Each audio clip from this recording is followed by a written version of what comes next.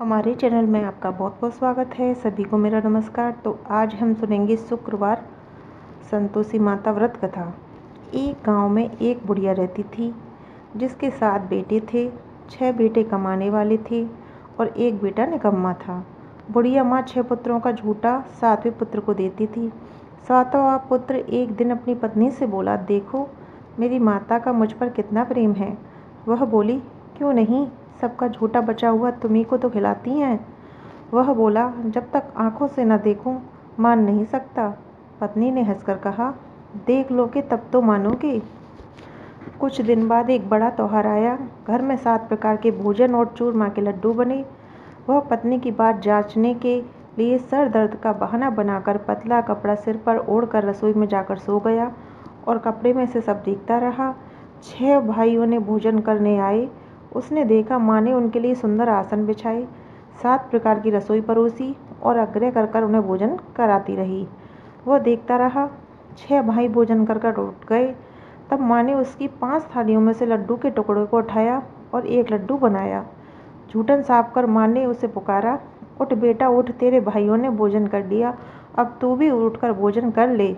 उसने कहा, माँ मुझे भोजन नहीं करना, मैं परदेश जा रहा हूँ। माता ने कहा, कल जाना हो तो आज ही जा। वह बोला, हाँ हाँ मैं जा रहा हूँ। यह कहकर वह घर से निकल गया। चलते समय उसे पत्नी की याद आई। वह गौशाले में कंडे थाप रही थी। वहाँ जाकर बोला, मेरे पास तो कुछ नहीं है, यह अंगूठी है, सो ले लो और अपनी कोई निशानी मुझे दे दो। वह बोली, मेरे पास क्या है, यह गोबर भरा हाथ है। यह कहकर पत्नी ने उसकी पीठ पर गोबर की हाथ की थाप मार दी और वह चल दिया। चलते चलते दूर देश में पहुंचा। वहाँ एक साहूकार की दुकान थी। वहाँ जाकर बोला, सेठ जी मुझे नौकरी पर रख लो। साहूकार को नौकर की सख्त ज़रूरत थी। साहूकार ने कहा, काम देखकर ही तनख्वाह मिलेगी। उसने कहा, सेठ जी जैसा आप ठीक समझो। उसे साहूकार के यहाँ नौकरी मिल गई।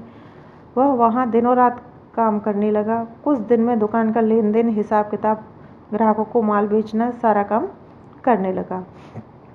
साहूकार के 7-8 नौकर थे। वे सब चक्कर खाने लगे, लेकिन उसने अपनी लगन, परिश्रम और ईमानदारी से सभी को पीछे छोड़ दिया। उसे अपने किए का फल मिला। सेठ ने भी उसको काम देखकर 3 महीने में ही उसे मुनाफे में साझीदार बना लिया। परिश्रम करते करते 12 वर्ष में ही वह नगर का नामी सेठ बन गया और सेठ अपना सारा कारोबार उस पर छोड़कर बाहर चला गया। इधर उसकी पत्नी पर क्या बीती वह सुने। सास ससुर उसे दुख देने लगे। गृहस्थी का काम करवाकर उसे लकड़ी लेने जंगल में भेजते। इस बीच घर की रोटियों के आटे से जो भूसी निकलती उसकी रोटी बनाकर रख दी जाती और फूटे नारियल की नरेली में पानी दिया जाता।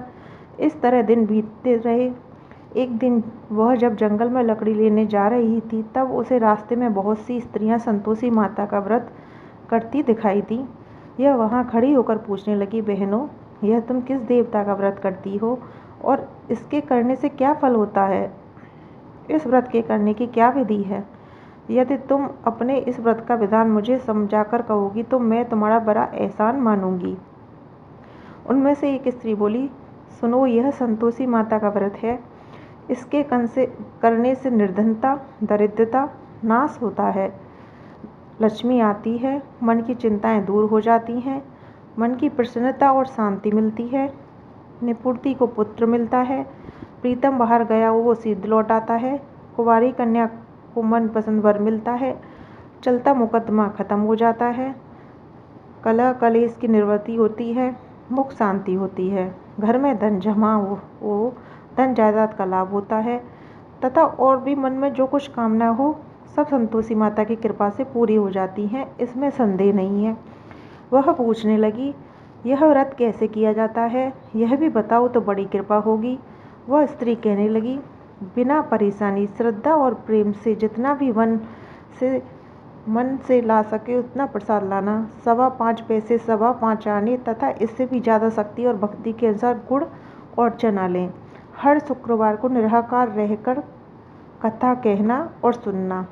इसके बीच ओम बीच काम नहीं टूटे, लगातार नियम पालन के करने, सुनने वाला कोई ना मिले तो घी का दीपक जलाकर उसके आगे जल के पात्र को रखकर कथा कहना, परंतु नियम ना टूटे। जब तक कार्य सिद्ध न हो नियम पालन करना और कार्य सिद्ध हो जाने पर व्रत का उद्यापन करना। 3 मास में माता पूरा फल प्रदान करती हैं। यदि किसी के ग्रह खोटे होते हैं तो माता 1 वर्ष में अवश्य उसको अनुकूल करती हैं। कार्य सिद्ध होने पर ही उद्यापन करना चाहिए, बीच में नहीं। उद्यापन में 2.5 सेर आटे का खाजा तथा इसी अनुसार खीर तथा चने का साग बनाना, 8 बच्चों का भोजन कराना, जहाँ तक मिले देवर जेठ भाई बंधु कुटुंब के लड़के लेना, ना मिले तो रिश्तेदारों पड़ोसियों के लड़के बुला लेना, उन्हें भोजन करा, यथाशक्ति दक्षिणा दें।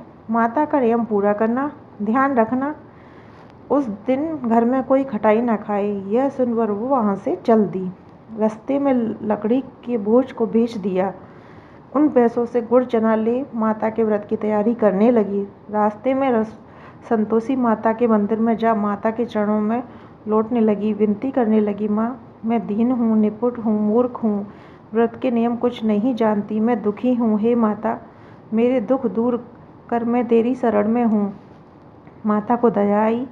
एक शुक्रवार बीता के दूसरे शुक्रवार को ही उसके पति का पत्र आया और तीसरे शुक्रवार को उसका भेजा हुआ पैसा आ पहुँचा। यह देखकर जेठानी मुँह सिकोड़ने लगी।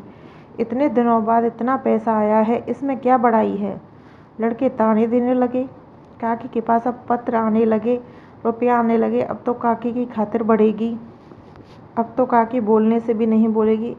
बेचारी सरलता से कहती, भैया पत्र आए हैं, रुपया आए हैं तो हम सबके लिए अच्छा है। ऐसा कहकर आंखों में आंसू भरकर संतोषी माता के मंदिर में जा बैठी।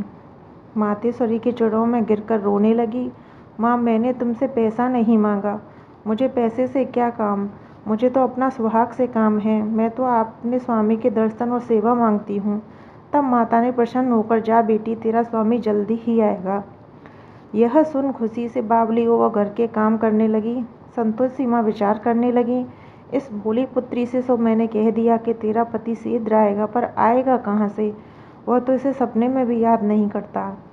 उसे इसकी याद दिलाने तो मुझे ही जाना पड़ेगा। संतोषी माता ने उस बुढ़िया के बेटे को सपने में समझाया, पुत्र तेरी घरवाली कष्ट उठा रही है। यह बोला, हाँ माता मुझे यह पता है, परंतु क्या करूँ, वहाँ कैसे जाऊँ, परदेश की बात है, लेन देन का सारा हिसाब किताब है, कोई जाने का रास्ता नज़र नहीं आता, आप कोई राह दिखाएं, मैं वहाँ कैसे जाऊँ। माँ कहने लगी, सवेरे नहा धोकर संतोषी माता का नाम ले, घी का दीपक जला, दंडवत कर और दुकान पर जा बैठना। देखते देखते तेरा लेन देन चुक जाएगा, जमा माल बिक जाएगा, सांझ होते धन का ढेर लग जाएगा। वह अगले दिन सुबह बहुत जल्दी उठा। उसने अपने मित्र बंधुओं परिचितों से सपने में माता द्वारा कही गई बात बता दी। वे सब उसकी बात सुनकर खिल्ली उड़ाने लगे। वे कहने लगे, कहीं कभी सपने की बात सच्ची होती है। एक बूढ़ा व्यक्ति बहुत समझदार था। वह बोला, देख भाई मेरी बात मान, इस तरह सांच और झूठ कहने के बदले देवता ने जैसा कहा है वैसा ही करना, तेरा क्या जाता है। बूढ़े की बात मानकर नहा धोकर संतोषी माता को प्रणाम किया, फिर घी का दीपक जलाकर दुकान पर जा बैठा। शाम तक धन का ढेर लग गया। वह हैरान हुआ, मन में संतोषी माता का नाम ले प्रसन्न हो घर जाने के वास्ते गहना कपड़ा व सामान खरीदने लगा। सब काम से निपट अपने घर को रवाना हो गया। उधर उसकी पत्नी जंगल में लकड़ी लेने गई। लौटते वक्त थक जाने के कारण संतोषी माता के मंदिर पर विश्राम करने बैठ गई। यह तो उसका रोज रुकने का स्थान था। धूल उड़ती देख उसने माता पूछा, हे माता यह धूल कैसे उड़ रही है। माँ ने कहा, हे पुत्री तेरा पति आ रहा है, अब तू ऐसा कर लकड़ियों के 3 बोझ बना, एक नदी के किनारे रख, दूसरा मेरे मंदिर पर और तीसरा अपने सिर पर। तेरे पति को लकड़ी का गट्टा देखकर मोह पैदा होगा, यह वहाँ रुकेगा, नाश्ता पानी बाना खाकर माँ से मिलने आएगा। तू लकड़ी का बोझ उठाकर जाना और बीच में चौक में गड्ढा डालकर 3 आवाज़ जोर से लगाना, लो सासू जी लकड़ियों का गट्टा लो, भुस्सी की रोटी दो, नारियल के खोपरे में पानी दो, आज कौन मेहमान आया है। संतोषी माता की बात सुनकर वह अच्छा माँ कहकर प्रसन्न से मन से लकड़ियों के 3 बोझे बना लाई। एक नदी के तट पर, दूसरा माता के मंदिर पर रखा। इतने में ही मुसाफिर वहाँ पहुँचा। सूखी लकड़ी देख उसको इच्छा हुई अब यहीं विश्राम कर लें और भोजन बनाकर खा पीकर गांव चलें। इस प्रकार भोजन कर विश्राम कर वह अपने गांव में आ गया। उसी समय बहू सिर पर लकड़ी का गाटा ले आई। गाटा को आंगन में डाल जोर से 3 आवाज़ दी, लो सासू जी लकड़ी का गाटा लो, भूसी की रोटी दो, नारियल के खोपरे में पानी दो, आज कौन मेहमान आया है। यह सुनकर सास ने अपने दुए कष्टों को भुलाने के लिए कहा, बहू तू ऐसे क्यों कहती है, तेरा मालिक ही तो आया है, बैठ मीठा भात खाकर कपड़े गहने पहन। पत्नी की आवाज़ सुनकर उसका स्वामी बाहर आया और उसके हाथ में पहनी अंगूठी देख व्याकुल हो गया। उसने माँ से पूछा, माँ यह कौन है। माँ, बेटा तेरी पत्नी है, आज 12 बरस हो गए हैं, जब से तू गया है तब से सारे गांव में जानवर की तरह भटकती फिरती है, काम काज कुछ करती नहीं, 4 समय आकर खा जाती है, अब मुझे देखकर भूसे की रोटी और नारियल के खोपरे में पानी मांगती है। वह बोला, माँ मैंने इसे भी देखा है और तुम्हें भी, मुझे दूसरे की चाबी दो, मैं उसमें रहूँगा। ठीक है बेटा, जैसी तेरी मर्जी, कहकर माँ ने चाबी दे दी। गुच्छा बेटे के सामने रख दिया। उसने दूसरे घर को खोलकर सारा सामान जमाया। एक ही दिन में वह राजा के महल जैसा ठाट बाट बन गया। अब क्या वह सुख भोगने लगी। अगले शुक्रवार उसने पति से कहा, मुझे माँ संतोषी का उद्यापन करना है। पति बोला, बहुत अच्छा, खुशी से कर लो। वह उद्यापन की तैयारी करने लगी। जेठ के लड़कों को भोजन के लिए कहने गई, उन्हें मंजूर किया, परंतु पीछे से जेठानी ने अपने बच्चों को सिखलाया, देखो रे, भोजन के समय सब लोग खटाई मांगना, जिससे इसका अध्यापन पूरा न हो सके। लड़के भोजन करने आए, खीर पेट भरकर खाई, परंतु बात याद आते ही कहने लगे, हमें खटाई खाने को दो, हमें खटाई खाने को दो, खीर खाना हमें भाता नहीं, देखकर अछूरी होती है। लड़के उठकर खड़े हुए, बोले, पैसे लाओ। बोली बहू कुछ जानती थी, उसने कुछ पैसे दिए। लड़कों ने बाजार जाकर उन पैसों से इमली खरीदी और खाई। यह देखकर बहू पर माता जी ने कोप किया। राजा के दूत उसके पति को पकड़ के ले गए। अब सब मालूम हो जाएगा जब जेल की रोटी खाएगा। बहू से यह वचन सहन नहीं हुआ। वह संतोषी माता के मंदिर में गई और कहने लगी, माता तुमने यह क्या किया, हंसकर क्यों रुलाने लगी। माता बोली, पुत्री तूने मेरा व्रत भंग किया है, इतनी जल्दी सब बातें भुला दी। वह बोली, माता भूली तो नहीं, ना कुछ अपराध किया, मुझे तो लड़कों ने भूल में डाल दिया, मुझे क्षमा करो। माँ बोली, ऐसी भूल भी कहीं होती है। यह बोली, अब कोई भूल नहीं होगी, आप बताओ मेरे पति कैसे आएंगे। माँ बोली, पुत्री जा, तेरा पति तुझे रास्ते में आता मिलेगा। वह मंदिर से निकलकर बाहर आई। रास्ते में उसे अपना पति आते हुए मिला। उसने पूछा, कहाँ गए थे। वह बोला, इतना धन जो कमाया उसका कर राजा ने मांगा था, वह भरने गया था। वह प्रसन्न होकर बोली, भला हुआ, अब घर चलो। फिर अगला शुक्रवार वह बोली, मुझे माता का उद्यापन करना है। पति ने कहा, ठीक है करो।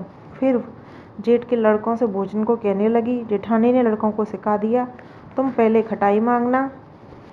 लड़के भोजन करने बैठे, लेकिन भोजन करने से पहले ही कहने लगे, हमें खीर पूरी नहीं भाती, जी बिगड़ता है, कुछ खटाई खाने को दो। यह बोली, खटाई खाने को नहीं मिलेगी, खाना है तो खाओ। उनके उठकर चले जाने पर उसने ब्राह्मण के लड़कों को बुलाकर भोजन करवाया, दक्षिणा की जगह एक एक फल दिया। इससे संतोषी माता प्रसन्न हो गई। माता की कृपा से 9 माह बाद उसके चंद्रमा के समान एक पुत्र पैदा हुआ। पुत्र को लेकर वह प्रतिदिन संतोषी माता के मंदिर जाने लगी। माँ ने सोचा कि यह हर रोज आती है, आज क्यों ना मैं इसके घर चलूं, इसका आसरा देखूं तो सही। यह विचार कर माता ने एक भयानक रूप बनाया। गुर और चने से सना मुख, ऊपर से मुंड के समान होठ, उस पर मक्खियाँ मिलमिला रही थी। दहलीज पर पैर रखते ही उसकी सास चिल्लाई, देखो रे, कोई चुड़ैल टंकिनी आ गई है, इसे भगाओ नहीं तो सबको खा जाएगी। बहू रोशनदान से देख रही थी। वो प्रसन्न होती, आज मेरे घर माता आई हैं। यह कहकर दूध पीते बच्चे को गोद से उतारकर इस पर अब उसको सास पर क्रोध से भरकर बोली, अरे राण, इसे देखकर कैसे उतावली हुई जो बच्चे को पटक दिया। इतने में माँ के प्रताप से जहाँ देखो वहाँ लड़के ही लड़के नजर आने लगे। यह बोली, माँ जी, मैं जिनका व्रत करती हूँ यह वो ही संतोषी माता हैं। इतना कह उसने झट से घर के सारे किवाड़ खोल दिए। सबने माता के चरण पकड़ लिए और विनती कर कहने लगे, हे माता, हम मूर्ख हैं, अज्ञानी हैं, तुम्हारे व्रत की विधि हमें नहीं जानते, तुम्हारा व्रत भंग कर हमने बड़ा अपराध किया है। हे माता, आप हमारे अपराधों को क्षमा करें। इस प्रकार बार बार कहने पर संतोषी माता प्रसन्न हुई। इसके बाद उसकी सास कहने लगी, हे संतोषी माता, अपने बहू को जैसा फल दिया वैसा ही सबको देना। जो यह कथा सुने या पढ़े उसका मनोरथ पूर्ण करना। इस तरीके से संतोषी माता की कथा समाप्त होती है।